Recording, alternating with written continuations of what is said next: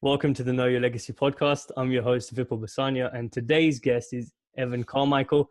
Evan is a speaker, motivator, entrepreneur, and author, and he's on a mission to basically solve what he thinks is the world's biggest problem, untapped human potential. Now, with over 1 million subscribers on YouTube, this man is well on his way to all making us believe a little bit more in our dreams. So, Evan, thank you so much for being here. Thanks and love, man. Know your legacy. What number is this? This is episode number 29, I believe. Episode 29. All right. Yeah. My new favorite number. 29. Yeah. No, it's a pleasure having you on. It's amazing actually, because I've been watching your videos for a number of years. Never thought that I'd actually be speaking to you face to face. I'm really glad to be able to have this conversation, man. So thanks for taking the time and the energy. Cool, man. What's your favorite video? You know what? I'd probably say one of the first ones you did, going back 7-8 years, because they're the ones that got me pumped up, which was the Gillette one. Wow, that's Walt Disney. old school. It is. But the thing is, you know what? They're my favorite because that's how I actually, found out about you when I was listening to those and watching those. I was like, there's no one else on YouTube at the moment that actually tells the story in this way. So that's what got me intrigued and got me following. So okay, yeah. Well, nobody has ever said that the King Gillette video was their favorite, so I like it. Yeah, definitely. No, so first things first. My burning question was, where did this obsession with the word belief come from for you? When did it start? How did it come about? So, I think that everybody has one most important core value. I wrote a book about it called Your One Word. I think when you understand what your most important core value is, everything else in life becomes easier. Whether you subscribe to it being one word or a phrase or a sentence, as long as any kind of direction is better than no direction, it's just where most people are. For me, it comes from my parents. I have a picture of them on my wall, giant picture of them behind me when I'm 8 years old. And they would always tell me that I was Evan Carmichael. I could do anything I wanted in the world. And if I didn't do well on my report cards or school or whatever was happening in my life, they would always tell me that I could do anything that I believed that I could do. And so belief came from them. And a lot of this, everything that I do is in part a tribute to the kind of early lessons and messages they gave me. Awesome. No, that's amazing. And I'm sure that, you're grateful for that upbringing, because not everyone gets that sort of love and support from a young age. So I'm sure that shaped you in many, many ways. And I know that you transitioned from having your own business to eventually doing this full time, didn't you? Yeah, I've had a couple of things, I guess. My first real business was, I was 19. I had a biotech software company with 2 partners. I had a bunch of entrepreneurial tendencies and failed little tiny businesses growing up, but that was the first one where it's like, okay, we got to make some money here. And then I built that up, that, had some of the worst days of my life, which we can dig into if you want. Sold it, became a venture capitalist, was investing in the companies, and started speaking to try to help entrepreneurs. And that eventually led to a website, eventually led to YouTube, eventually led to books and angel investments, a bunch of things, all around believing in entrepreneurs though. Yeah, no, that's amazing. So it seems like it started off because it was something that you needed for yourself at the time. I'm guessing. Were you at that point in your journey where you're looking for answers yourself? For believe, yeah. I mean, so having the identity came much later. I had already built and sold my first business. I was starting my website. I was having success with my website. I had built a team. We're making money. I was growing more and more disconnected with the work I was doing on my website. And I thought, well, the problem is my tagline, like that has to be the problem, right? It's a marketing tagline problem. That will solve everything. So as I dug deep into that, what is my tagline going to be? I never had a great tagline, by the way, too, like copying McDonald's or copying somebody else. It never felt solid. And then as I went down through the exercise of figuring out what my tagline is, I felt, this is really about my personal tagline. It's really about me and then what I bring to my company, not just about what my company is all about. For me to connect with it, because I was feeling disconnected with my company, for me to connect with it, it had to be something that I personally connect with, and then I bring that to my business. And then that led me down the journey of figuring out, okay, well, if it's going to be about me, what do I stand for? I don't know what I stand for, and figuring that process out. And then once I did, everything started just exploding. So believe is my one word. I went through a process to figure that out, which I talk about in the book. I thought it was too big. I thought it was too, like, who am I to be the believe guy? It sounds like too big a word. And then I just started doing little tests. I did a little newsletter test, and that newsletter outperformed all my other newsletters. I did a video on Believe, and it became my best video of all time on the channel at that time. And so anything I touched around Believe started to just take off. And it's not because it's the best word, it's just the best word for me. It was me actually being connected to the work that I'm doing again. And so when you can figure out what it is that you stand for and then let that flow through all the work you're doing, it just allows you to get so much more done. Definitely. I agree with you, because I think you find untapped reservoirs of strength and passion when you're doing something that you enjoy, especially when times get hard. So, I mean, during that process, and I'm intrigued, because if people are struggling and they're in that space where they're working, but they're trying to find something they're passionate about, they don't know what it is, and then eventually to monetize it long term, seems like obviously you've figured that out now. What were the sorts of things that you did at the time to try and figure out what it was that was the sort of path for you to follow all the way up until now? So I think there's a layer above your passion, which is your values. So for me, the values is where I needed to start from. Because if you don't know what your values are, you'll just take on other people's values, and you'll never be confident or certain in what you're doing. And so that was the exercise. Believe is not my passion, it's my value. Now, how do I bring that down? If you don't know what your passion is, you need to explore. You need to try stuff. You need to say yes. It's like people get locked into a job way too soon in life in general, right? I think people go to school, they learn a vocation, and they end up doing that thing for the next 40 years of their life, and they hate it. Like 95% of the world, at least in like developed countries, wake up and we drive to a job that we hate. Like that's how most people live their life. Your friends, my friend, like people, that's what they do. In America and England, that's what they're doing. They wake up and they drive to a job that they hate because they never tried. It's like you go to an Italian restaurant and somebody puts spaghetti in front of you and you eat that, and now all you eat for the rest of your life is spaghetti. Like, well, maybe you should try sushi, and maybe you should try burritos, and maybe you should try like something else, right? And so most people just don't try. And I think if you don't know what your passion is, then your most important job in life is to figure out what your passion is and say yes to trying things. And it doesn't mean you're gonna find it and it's gonna be this huge aha moment. More often than not, it's just something that you want to go back to and try again. It's like when you go on a date with a girl, are you gonna get married after the first date? No, you're like, I want to see her again, right? Or some of them may be like, well, that was terrible, but it's like, I want to see her again, and you try it again, right? When you start podcasting, if you make one podcast, like, okay, that probably sucked. Like, I'm sure your first podcast sucked compared to where you are now, and compared to where you'll be at 129. I want to be guest number 129, by the way. I will make that happen, definitely. I'll book that in right now. So it's by experimenting, trying, saying yes, getting out there, and you get an idea for something. Don't make it this big, impossible, crazy thing that is never going to happen because you need funding and partners. Like whatever idea you have, shrink it down to the easiest way to get started, right? We were talking before we went live. You just got a new microphone. It's great. You're increasing your setup. It's awesome. A lot of people will never start a podcast because they say, well, I don't have a studio and I don't have a microphone and I don't know what questions to ask. It's like you're looking for all the reasons why it's not going to work out. Where if you decide that you want to start a podcast, get your phone and go do an interview with somebody and just record off of that and expect it to suck. It's okay. And then make it a little bit better the next day and a little bit better the next day. Like that's how it works. And so you get an idea for something, find the smallest possible way to get started, and just have as the acid test be, do I want to go back again tomorrow and do that thing again? Did I enjoy the process of it?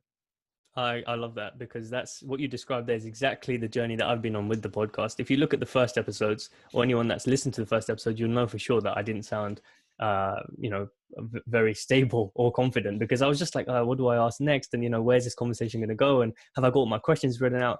But everyone has their own style. And then you're right. After I did the first few, I was like, yeah, I want to go back to this. I like it. And then once you enjoy it, you actually, the bigger goals of like, if I reach out to this person, are they going to reply back? All of those fade away, because you come back to that curious, naive stage that you are as a child, when you're like, I wonder if I did this, what would happen? I wonder if I did this, what would happen? And now I want to turn it back to you, because those first few videos, Walt Disney, King Gillette, those are still my favorite ones.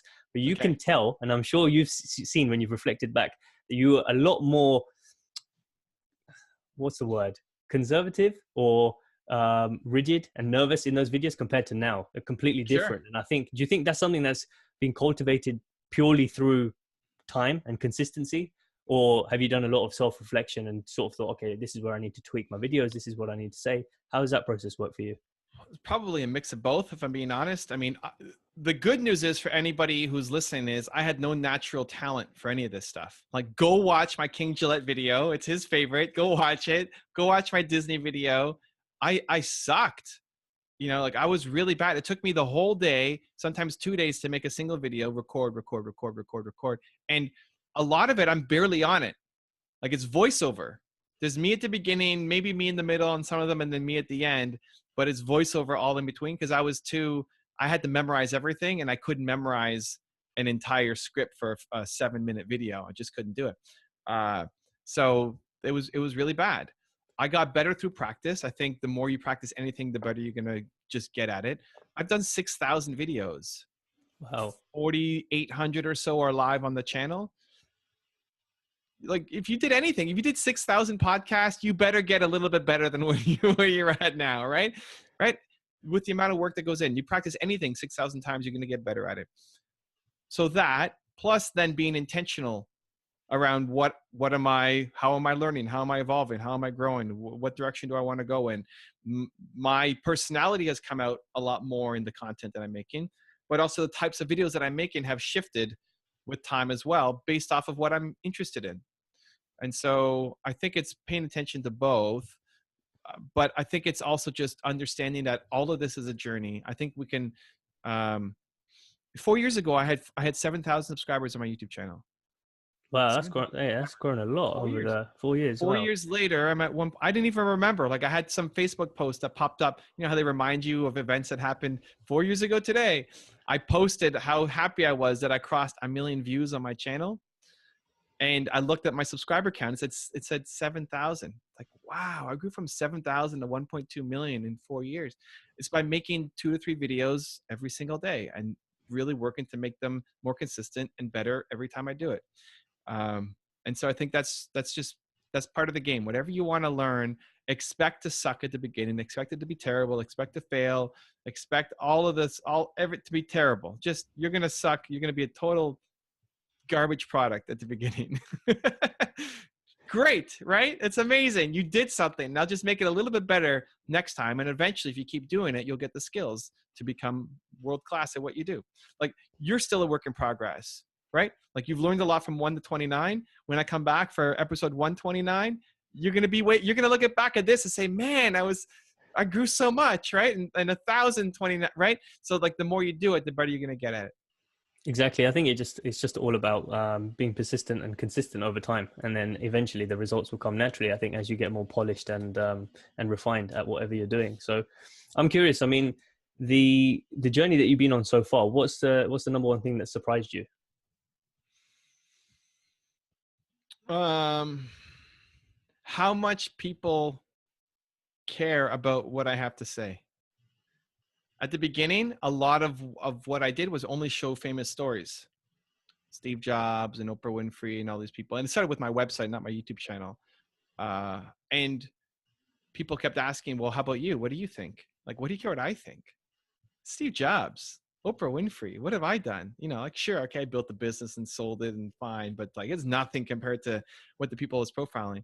And what I didn't realize was the story matters. Your journey matters. For people to know the journey that you're on and what you've learned humanizes the message. And so it's not telling this story. I'm also, you know, my parents are very humble. Part of Canadian culture is very humble. There's a joke that we always say sorry and apologize for everything. You know, it's a very humble upbringing. And so very different from a lot of our American kind of counterparts who are more confident and boastful. So that was hard. That was hard because I saw it as an ego play. Well, like, it's not about me. It's about the message. It's not about my story. It's about the message I'm trying to get out. But the thing that I didn't click with initially was that by telling my story, it's about the message. That telling my story and sharing my experience is the most selfless thing to do instead of selfish, because they'll get it if it's coming from the person that they're following along. So that was surprising. I mean, I never learned that anywhere. We didn't learn that in school or from my parents or anything else. So it took me a long time to digest that. I had to learn it on my own over, I don't know, a decade, maybe not that long, but a long time, where like I wish I had somebody to call me out and say, dude, come on, this is wrong. Let's go. Exactly. Yeah, I think that's it's quite an important topic, that, because a lot of people that I've spoken to, especially one person I'm thinking of in particular, who's just they have a really really good talent and ability, but they just feel that maybe their voice isn't important enough to be heard, or their viewpoint isn't doesn't hold enough weight almost. And so it seems like you went through a similar phase at the start. So how is that something that just you overcame over time, purely by just being involved in what you do, or is it because people kept approaching you and then you thought, if people are interested in what I'm saying, maybe there's something to this? Yeah, I don't recommend going through my approach because it was slow and painful, and it slowed my growth. Like I could be way better if I did that earlier. So I don't think it has to take you a decade or 8 years, however long it took me. For me, it came from just more and more people asking, hey, we want to know. Even to this day on my YouTube channel, the number one request is what are my top 10 rules for success? It's still the number one request on the channel.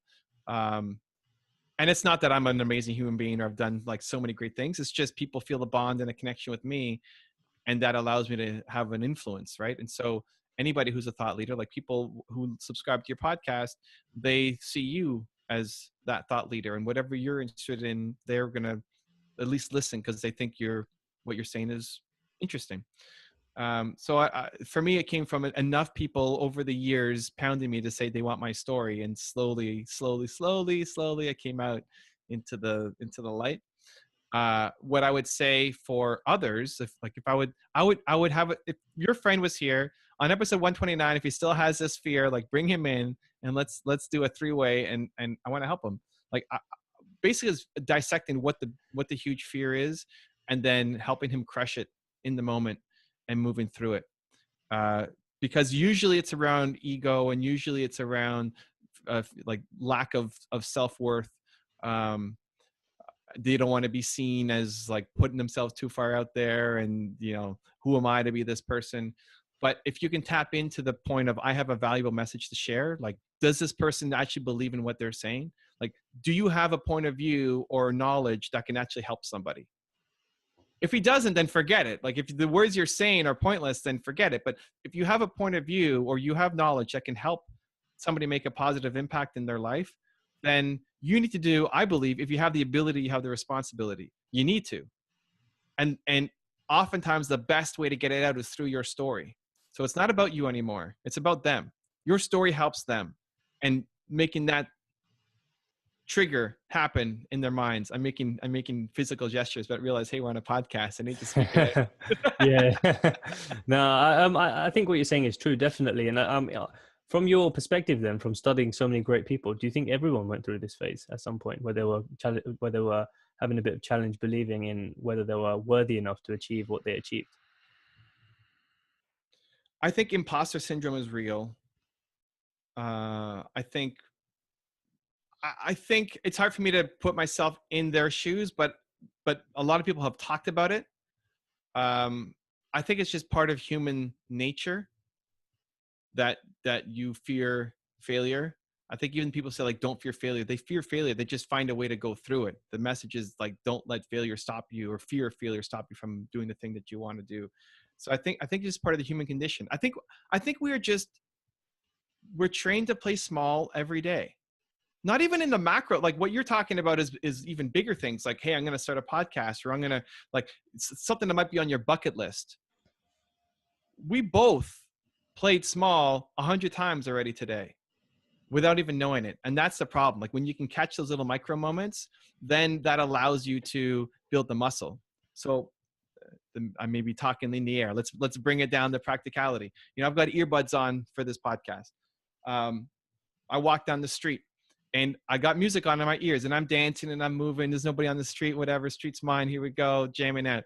I get to a busy intersection while I'm walking. There's people. What do? I now shrink, right? Maybe just a little bit of head bobbing. Who's still dancing big? Not me anymore. And I caught it, right? Like, why am I not dancing now just because there's people around me? So then I made this, okay, I'm going to dance bigger. Now I'm going to dance like the biggest I've ever danced here on the street corner. And not to get in anybody's face and not to like invade personal privacy or any of that stuff. It's just for me. And worst case, what? They think I'm some lunatic. I gave them some entertainment for the day, or maybe they get inspired or laugh out of it. So in that moment, I decided to not play small based off of somebody else's opinion of me. But how often did I go up to that street corner with my earbuds in and I just start dancing smaller without ever noticing it? That's the problem. We play small by default. I'm sure there's some biological reason, but we play small by default. And so learning to catch those moments where you're playing small or where you're holding yourself back because of somebody's judgment over some stupid thing, like what t-shirt you're wearing or what cereal you ate for breakfast or where you buy your coffee in the morning, like all of these things, we're making these decisions based off of fear of judgment from other people. And it's so just intrinsic in how we live our life that if you can learn to catch those things and build the muscle, then it gives you the strength to go and chase those bigger things, like start a podcast or write a book or do the thing that is super scary to you. That's great advice, and I think that's something that I've also tried to implement in my life is catching those moments of fear where I'm just like, oh no, you can feel it overcoming you, and then it stops you in your tracks. Like even if you're doing something as basic as talking to a stranger, a lot of people are very fearful of that, all the way up to the biggest fear, public speaking. You can just feel your whole body just becoming a statue. But then if you can stop that and then think, hang on, this is my reptilian brain thinking, oh, there's going to be danger here. There isn't. If you overcome that more and more, as you said, you end up building the muscle. And that's why I guess you're as confident as you are in front of the camera now, because you've done, was it I think you said 4,000 to 6,000 videos now already. Yeah. And like, I don't know how many interviews or speeches you want to kind of tap on top of that. And that, again, that'll come with practice, but then it's still then the problem becomes being in the safe zone. Like this, eventually podcast will be easy for you. You got your gear, you got your setup, you have the best tech, you have your rhythm. Then you're going to start getting bored. Then unless you innovate and bring something new, you're going to get bored and it's going to start to fizzle. Nobody wants to run a race, the 100-meter dash against 3-year-olds because you're guaranteed to win. Yeah. You need the climb, you need the challenge. It's always part of it. So if you don't have any fear at all in your life, it means you're playing so safe that you hate your life. Like you're a worm, you're not a human being. So you need to have, that when you start getting some success, like if you start building your podcast up and you start getting success, you start getting sponsors and people are clamoring to come on your show. I mean, it's a great problem to have. I'm sure you'll take that problem.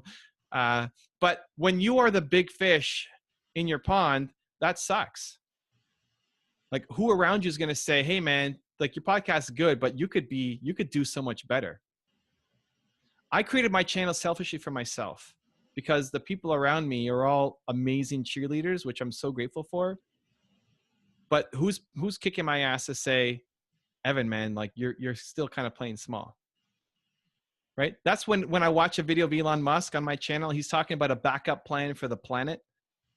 What am I doing? What the heck am I doing, right? And it's a good kick in the pants. Like, okay, I'm just by default playing at a comfort level and I need to work on busting through. So as you gain the skills and the muscle, you're able to lift heavier weights, but still the tendency is to not to. Still the tendency is just to stay at that weight range because it's better than everybody else around you, but like there's higher levels you can achieve to. So when you encountered that on your journey, how did you overcome that? I mean, what were the sort of strategies or the mindset shifts that you had to put in place? Because obviously your channel has grown massively, as you just said, from 7,000 to 1.2. And I'm sure you faced the challenge of thinking, what else can I do now? So it's an ongoing thing. This is the human condition. Like it never goes away, especially for someone who wants to have a big impact. I think if you're the kind of person who's a farmer and loves farming fish and sitting on the, like that's your daily life and you're just happy, like in a strange way, I envy you, because for me, the happiness comes from the growth, not even the results, like 1.2, whatever. It's the climb. It's the daily coming up with new things to inject. For me, I do it through my videos, right? Like my videos are an expression of what I want to see for myself in my life. And I think what most people do is they wake up like an accident. I think most people wake up and they just fall into their day and they look at their phone and they're responding to the emergencies that are in there. And that's how most people start their day. And that's why 95% of people wake up and go to the thing that they hate. I think though, everybody has felt a moment of boldness in their life. We've all felt moments of boldness. It's not consistent, but we've all had these moments where you felt courageous, bold, unstoppable, able to do amazing things. We've all had these moments in our lives. The trick is in the reverse engineer it and figure out what led to that.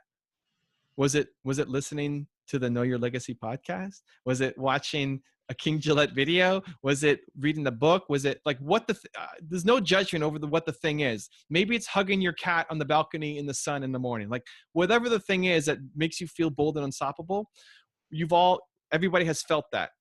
So if you could now engineer your schedule so that you start your day with that thing, and it's not going to be listening to the same episode of the podcast because over time, the words are coming, it's going to fizzle out. But you listen to the other episodes of the podcast. You find the source. Like for my channel, there's always new stuff coming out. So there's always a new video because watching the same video over and over again won't work. But if you find the thing and you start your day with that and you feel boldness and courageousness every morning, I guarantee you, if you woke up every day for the next year and did the thing that made you feel bold and you acted on it, your life would be unrecognizable from where it is today. And it's just, most people don't do that. Yeah, that's powerful. And I think it just takes a bit of courage just to be able to do that. So I wanted to ask you, in one of the videos that I was watching a few days ago, you mentioned that you feel that everyone has Michael Jordan level talent. So what I wanted to put to you is, what do you think your Michael Jordan level talent is at this stage? Believing in people. Like if we were hanging out more, you would do more. You would take bigger risks. You would like, that's the effect that I have on people. And I'm sure if I was hanging around you more, like whatever, like the thing that you care about, maybe it's your health routine, maybe it's philosophy, like there's something that's definitely going to rub off on me. But for people, this is my superpower, the belief in people. For people who are haters on other people, I call them like the little man, or for somebody who's coming up with excuses, it's literally toxic to me. Like if we're around each other, you're either going to be pulled into my gravitational sphere or you're going to be spit out, because we will not coexist. And so that's my superpower, and I'm trying to lean in on it as much as I can. Have you always been that way? Have you always had that gravitational pull, do you think? Or is it just something that's come about because of the recent sort of mindset shift you've had on this journey? That's a good question. I think I've had it to a little degree, but I've really gotten more into it. And I credit the videos. Like, it's not even me. It's the content that I'm consuming and feeding my brain with. A quick example. I have a session with Stephen Kelly. He's the CEO of Sage, UK company. Accounting company. We've got a couple billion in revenue, 13,000 employees. And I do a session with him every month. He comes on my channel. We do a Q&A. And I was driving with my dad when I first signed the deal with Stephen. And he said to me, how do you have the courage to do this thing with this huge CEO? And he wasn't asking in a like, who are you to think you can do this? It was a real like, like where is this coming from? And at that point for me, I was thinking, Steven's great, but like, who am I around? I'm around Elon and Steve Jobs and all these huge people every day. Like, I didn't even see it as a huge thing. And so the environment really, really, really, really matters. So I came from the place that my dad lived in. I was the super humble, don't put attention on me. I'm a nice guy, always behind the scenes stuff, and somehow transformed into what I am. and still think there's a lot more transformations ahead from where I'm at right now. Just like episode 129 is different than this. My video 10,000 is different than 6,000. And so I think just like compound interest, I think it's the same thing applied. Like the compounding of knowledge and habits and belief systems gives you more power, and it all builds up. You're never going to boil water for making rice or pasta by turning on the heat for 5 seconds and turn it back down. And then a minute later, turn it back on for 5 seconds and turn it back down. That's what most people do. They have 5 seconds of insanity and like courage and boldness, and then turn it off. Well, you're never going to boil the water that way. Like it needs to be consistent. And so for me, the boldness is the videos. That's what gets me going every morning. Cause I don't wake up like this. I wake up tired with lines on my face and sleep is in my eyes. And like, you know, and then I do my routine and I'm ready to go for the day. And so my routine doesn't matter. It's more like, what's your routine? Like, what gets you feeling bold and energized? And then do that every morning. And you may not see a shift overnight, but man, I guarantee you over weeks, months, years, you become a totally different person and like the best version of yourself. Definitely. And I think, you know, what you said about the morning routine, I think I know so many people talk about this and it's almost become like a cliche thing, but I think it's the best way to start your day, is to have a set pattern of things that you do daily, almost rituals, whatever you want to call them, just to get your mindset in the right place. And just name a few of the things that you do, just for the people that are listening. Because one of the things that I try and utilize is just affirmations, you know, just reaffirming a few of the things that I want to keep in my mind fresh at the start of the day, so I'm heading in the right direction mentally. What I have now, and this is a constant work in progress too, like, don't think you'll have one morning routine for the rest of your life, you know. Of course, yeah, it evolves as you evolve. It has to, or you end up in a rut. The fastest way that I get to it is what I do now is I read one page of my book, The Top 10 Rules to Success. I condensed the 40 most popular people into one book, and there's 2 rules on one page. And it's designed to be read a page a day. Don't read the whole thing and then be done. It's read a page. You've just been given some gold from one of the smartest entrepreneurs of all time. Think about it. And so I read one page, and then I get on my phone and I make a video for my social media. So I go on a morning rant, right? So if you've seen any of the Instagram stuff or Twitter or Snapchat, I record a video, I make it black and white, and it's 15 seconds. But I'll do it a couple times, and that gets me going. Like, the first one is just to get the words out. And I very rarely do takes of things. Like, when I'm recording my videos, I'm already in the mindset. I already have the energy that I don't need to do a retake. But in the morning, I need to do a couple takes. And so first ones are just getting the words out, and then say it with feeling, and then say it with more feeling, and then like see like it's the last time I'm ever going to say it. And then I end up, that's the one I post. And sometimes I do it in 4 takes, and sometimes it's 10 takes.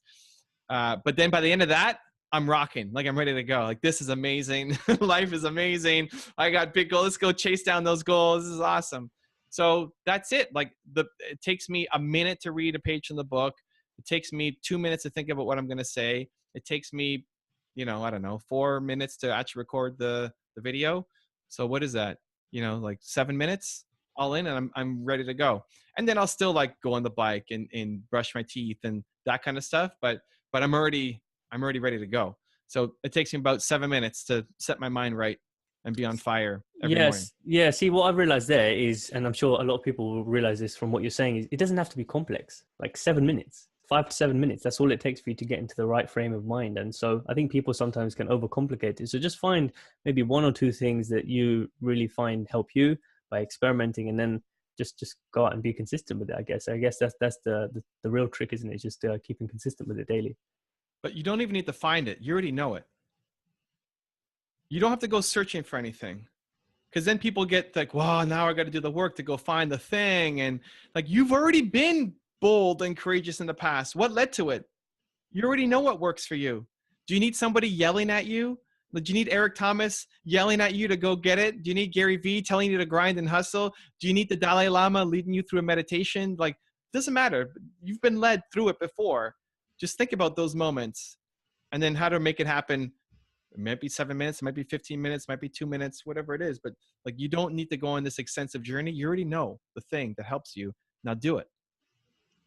Powerful. Yeah. I think deep down we all do know it. It's just a matter of taking action on it and not finding excuses. But what's the biggest thing that you find people struggle with at the moment? What's the biggest question you're getting all the time, or from any of the coaching that you're doing as well? What's the biggest challenge people are having? I think a lot of it comes down to fear of failing in front of people. I think people always come with some tactical thing like, hey, how do I sell my book, or how do I make my podcast blow up, or whatever. And then when you take off the layers of the onion, it comes down to they're not doing the thing. Like, why are they not doing the thing they need to do? Because it's not hard to find the thing that you need to do, right? Like, how to market a podcast. Great. Go to Google, type in how to market a podcast. You're going to get tons of ideas. It's not hard. The tactics are not hard. They just don't do it. Why?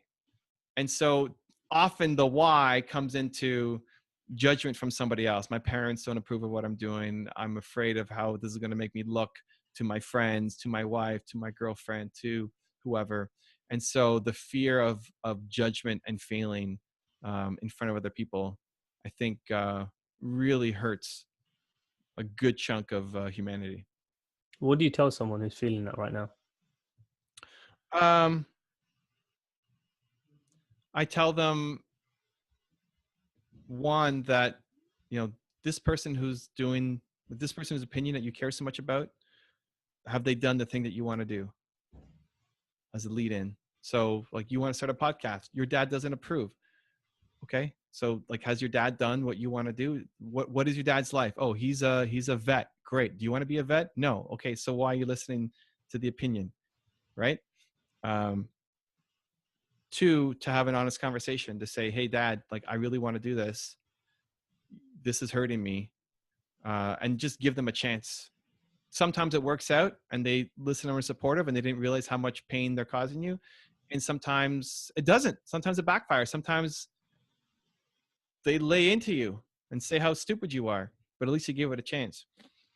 And then cutting out the negative and infusing a positive. So the people who are actually being negative in your life, you want to cut them out, or at least limit exposure. Like, if the most negative person in your life is your dad, maybe you cut him out, or maybe you don't want to cut him out. Maybe that's a little too scary to cut out, but at least limit exposure. Like, maybe you don't see him as much. Maybe when you see him, you don't talk about your podcast or your project that he's going to hate on, right? You talk about other stuff. But there's a lot of people who you could likely cut out. Like, a lot of your friends are your friends. Like, do your friends want to see you win? Like, it's an interesting question to ask. Like, if your podcast blows up, how many of your friends are going to be like, man, you are crushing, I'm so happy for you, versus being jealous and talking about you behind their back, right? Most people have crappy friends. It's based off their friends' insecurities. But then cutting out the negative, and now you have this void, so fill it with the positive. New friends, people who support you, videos, books, the stuff you put into your mind. And the more that you then project, the more you're going to attract. Like, I attract so many wonderful people into my life, people who love the message. I don't have to do any work to bring people in. Like, the work is creating the content and spreading the message. And then people gravitate towards me. And so you end up becoming a magnet. If you know what you stand for, you have confidence behind it, you become a magnet for like-minded people. Where if you don't know what you stand for, then you'll follow somebody else. And often they'll take you down the path that doesn't serve you. Yeah, you're right. And I think that's where it takes a bit of self-reflection on our own individual part, just to think about where we're actually going, because then the whole thing becomes meaningless and pointless if you're just going through the motions and you're not really fulfilled. Because at the end of the day, that's the thing that fuels me, waking up, looking, imagining myself on my deathbed and thinking, am I fulfilled? Is there anything I wish I could have done? And I'm hoping the answer is no, because I should have explored all opportunities at that point. And I'm just ready to see what else life has to offer thereafter, whatever it may be.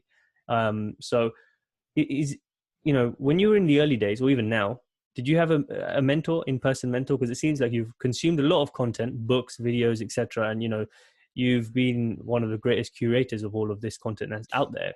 But did you have someone coaching you, helping you?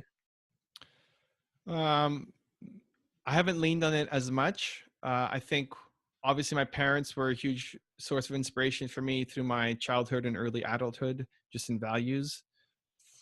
From a business perspective, not really. Apart from at my agency, I learned I had a communications coach who helped me look through my videos and give me feedback, and we practiced once a week for almost 2 years, where she would dissect what I was doing and help me get better. So that was good, but that was more tactical things, on YouTube side, I learned from different experts, and we're other YouTubers, and we're sharing notes and like, what are you doing? And I'm trying this, and how's that working out? So we learned from I guess they're peers now, not just people who are above me. But it's not the same as, okay, hey, I'm going to go learn from Elon Musk and be a fly on the wall or be his assistant, or something like that. There's never been an entrepreneur who's looked over me and guided me along the path. I've used what I call aspirational mentors a lot more, the people in the videos, the books, that kind of stuff. Yeah, I think people get caught up too much in thinking they need an in-person mentor, or they need to find a mentor before they can move ahead. And I do think it's helpful, and they do have their place, because you need some sort of guidance at some point. But then we forget that some of the best mentors we can have are dead. You can only read their content, you can only listen to their videos or watch their documentaries, etc. And that's still a form of learning and a mentorship, because they're sharing their advice, just like you're doing on all the videos that you've created. So um, you've had a number of years now on this journey. Is there anything you regret so far? I try to live my life with as few regrets as possible. That's the framework that I make my decisions through. Am I going to regret this? Um, there's very few things that I can think of. I mean, I'm struggling to come up with one that I regretted doing. I think the regrets are the not doing. Um, Still trying to think of one that comes to mind though. I'm very like negativity is sponged out of my system. Um, I'm sure there are, but I think they're just more the ones that I didn't do. I was afraid to do. Um, I should have done it sooner than things that I did, and then I regret later on doing. Okay, yeah, definitely. And I think that's a great place to be, in a place where it's difficult for you to think of regrets, because I guess it's just showing that you living an almost fulfilled life up to this point, because you're happy with all the decisions you've made. So Or I've just buried them so deep that I don't remember them anymore. yeah, that as well. But for regret, why do you regret? It's either letting yourself down or letting somebody else down.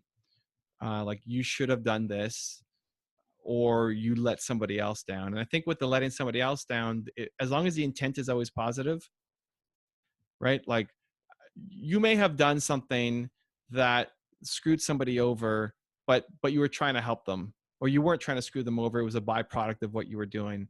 Maybe you didn't have the foresight to think that you could be hurting them. It's very different than like, I am going to crush you and I'm going to, burn your bed or something, right? Or something like really negative. Um, so as long as you live your life with the positive intent, um, I think it makes a huge difference. For me, I'm not a emotional. It's weird. I can lean heavy into the positive emotion, but I don't get angry much. I tell the people on my team, you can tell me anything. Like, you think this is a big problem? You think that we lost this customer is a huge problem, or like YouTube went down? It's like, it's fine. It's not a huge deal. Look at what people have to deal with in the world. This is easy. So just tell me and let's deal with this situation and move on. I don't know. I credit my parents, I guess, for that. And still just, that's what successful people do. At least the ones that I look up to. The pieces that I keep from these people are the ones who have the balance that I seek for myself. Sure, yeah. What's the biggest lesson you've learned so far? Because you've consumed so much content so far, and curated a lot of it yourself as well. What's the biggest takeaway you've had? I think for me, it's still to believe more, to believe harder. I think when you understand your one word, or your what you stand for, your purpose, uh, I think it often comes from a place of pain. Like you struggled with something, and now you want to make it easier for other people to not struggle the same way. Like if your legacy, know your legacy is what you're all about. Um, like, why is that so important? Typically, it comes from a pain point for whatever that is, and then you want to make it easy for other people. Um, and I think going forward, I still think that I'm playing small, right? Like other people may think that I'm playing really big, and it's just whose aquarium are you playing in?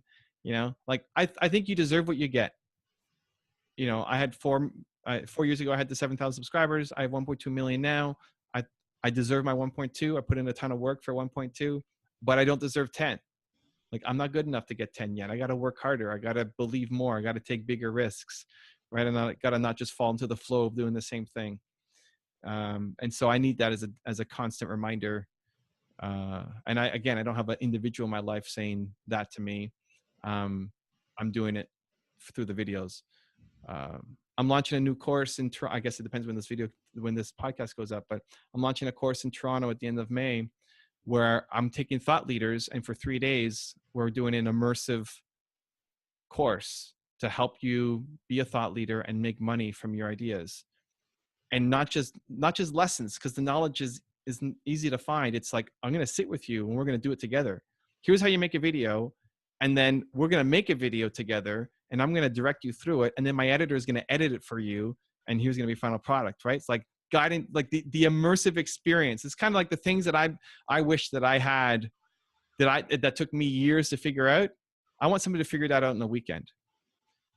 And it's the same thing with my content. Like, you don't have to come to the workshop if the content is helping you. I'm just always trying to make things happen faster, so that the pain that I went through to learn this stuff over a decade or more, you guys can pick it up and learn a lot quicker. That sounds amazing, and I'll put the details for that in the show notes as well. If the details for that course has been released yet, is it on your website? Yeah, it's on the site. I'm only looking for, I mean, it might be, I'm only looking for 15 people. Okay, People who want to do like it's immersive, right? It's me and my team and 15 people. I didn't come on here to try to promote that thing. It was just, of course, yeah. An example, right? I think for mentorship, if you can find somebody who can guide you through the thing, I think it's so easy now, right? Like, most of your mentors are going online, like they're doing YouTube Hangouts, or they have a podcast, or they're on Instagram Live, or they're doing a workshop. Like, go meet them, go learn from them. You will learn way more by spending 3 days with somebody who you aspire to be. Like what I have done in entrepreneurship and believe, I want people to do in their fields, right? Like, I want you to take it and do this in podcasting, and do this for MMA fighters, and like whatever field, like be this for your industry, and get brand deals, and get book deals, and get a following, and all of that stuff. And and the best way that I know how to do it is to combine it into a 3-day thing, because I want to work with you and actually guide you through doing it, right? Where this is fun, and like an Instagram Live is fun. It's like all these little micro touches, right? So it's like taking 15 people and like really making sure that these guys get it. So for any mentor, like if there's somebody you look up to, go see if they have anything happening. Like, you'll learn so much more by hanging out with that mentor, even if it's just an online Q&A. It's surprising. Like, I do Instagram. I was gonna pull up my phone, but again, we're on audio. I do Instagram Lives regularly, and I don't want to just answer questions. Like, I want somebody to join me live. Somebody join me live. Who wants to join me live? And the first couple minutes of the show, I'm like, okay, who wants to join me live? Nobody wants to put up their hand. Like, be that guy. I want to join you live, right? Like, whoever it is that you look up to, I want to join you live right now, right? And then once we go live with somebody, there's a lineup of all these people who want to go live. Like, no, you lost your shot. Like, be the first one. Know what you want. Have the courage. It's never been easier to get access to even a real life mentor like that, right, than ever in human history. And it's only going to get easier. And so following your mentors online, seeing what they're up to, going to their events, getting tagged in on social media with them can make a huge, huge difference to helping you get to where you need to be. Yeah, for sure. That's amazing advice. And I think, as you said, the technology allows us to do all of that. So there's no real excuses these days. So just before I get into the final 3 questions that I ask everyone, what's the most fascinating story you've read about any successful person up to this point? What's the most fascinating story? That's a good question. Man, we've done a lot of stories. Who's the most fascinating story? The one that I guess got me was one of my first top 10s. It might have been the first top 10, which was on Kanye West, where most people think Kanye West is this crazy egotistical guy who's putting his foot in his mouth all day long and saying extravagant things. We came across a clip that we included in this top 10 where Oprah Winfrey was interviewing John Legend. You know John Legend? Yep. Okay, so like, if John Legend is like the nicest human being ever, right? Like, only positivity, always smiling, super warm, just an amazing personality. So he's telling a story about how he got his name, Legend, from Kanye West. So John Legend's name is actually John Stevens. And they're friends. They're both from Chicago, and they're friends. And first of all, it's hard to imagine John Legend and Kanye West being friends. It just seemed, how does that happen? And John Stevens was talking about how he has an old school voice, and that's what he's trying to bring to this generation. And Kanye said, you should call yourself Legend, John Legend. You're the legend. And John is like, nah, I can't do that. What if I fail? Like all the typical questions. And Kanye convinced him to change his name to John Legend. And I love that story. And most people don't know that story because they just think of him as interrupting Taylor Swift, and Beyonce had the greatest video of all time, and George Bush hates black people, and all of his like crazy antics. But he really cares about the people in his life. And for me, that's believe, right? Like it's something I would do. Like, come on, call yourself the legend. Let's go. You can do it, right? And so first of all, the story is interesting, and people who don't resonate with Kanye maybe now see him in a slightly different light. But what I took from it is that you can learn from people who you don't like initially. There's something that you can still learn from them if they've had success. There's a lot of what Kanye does that goes against my upbringing, humbleness, Canadiana, all that stuff. It's like, that is just wrong for how my upbringing was. But even if I totally disagree with him on some things, there's still other things that I could learn from him. And that's what that story taught me, that if you only want to learn from people who will fit inside a certain kind of box, then you put yourself in that same box. Like, you've put yourself in a box where you can learn a lesson. Where if you can learn from somebody who you absolutely hate, but they can give you a strategy that then you can use for good, then do it. Or most people aren't willing to do that. And so I took that strategy and applied it across my channel. So we've featured all sorts of different entrepreneurs and people from different walks of life, like Naveen Jain. You know Naveen Jain? Yeah, amazing. Yeah. I never heard of this guy, right? So I'd never heard of this guy before. He's making his way slowly into American pop culture, but he's not super well known. But I listened to his stuff.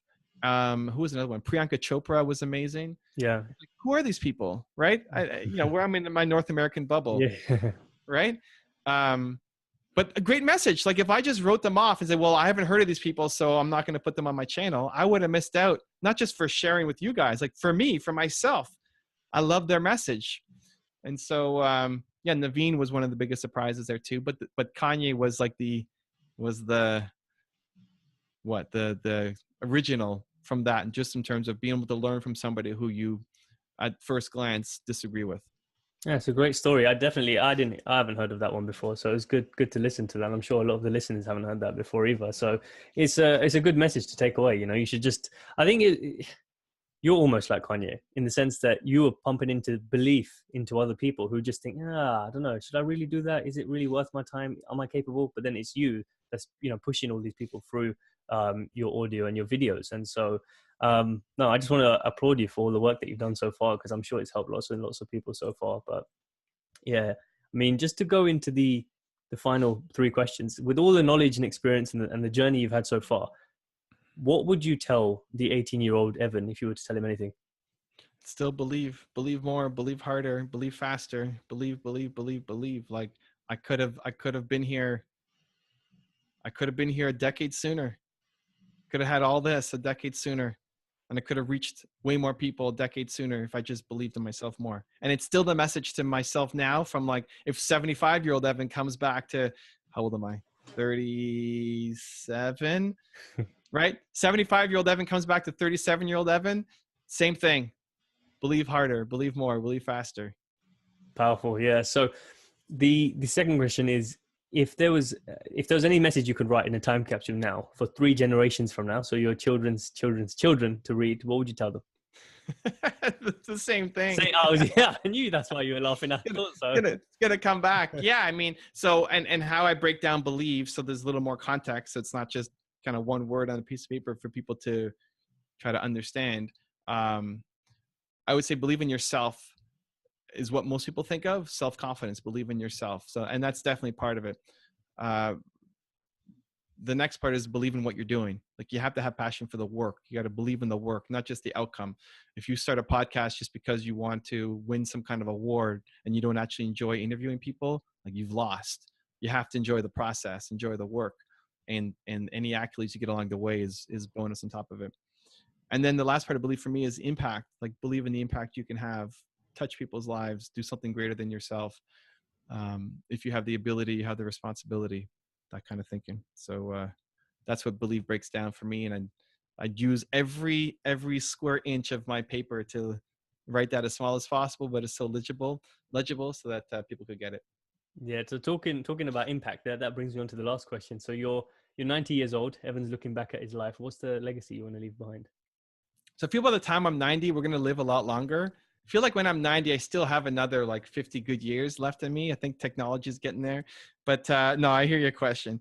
To have spread, to have come as close to humanly possible of solving the problem that I'm trying to solve, untapped human potential, to help people figure out what their Michael Jordan level talent is, and have the confidence and belief in themselves to go out and do it, and to help as many people as possible along that journey.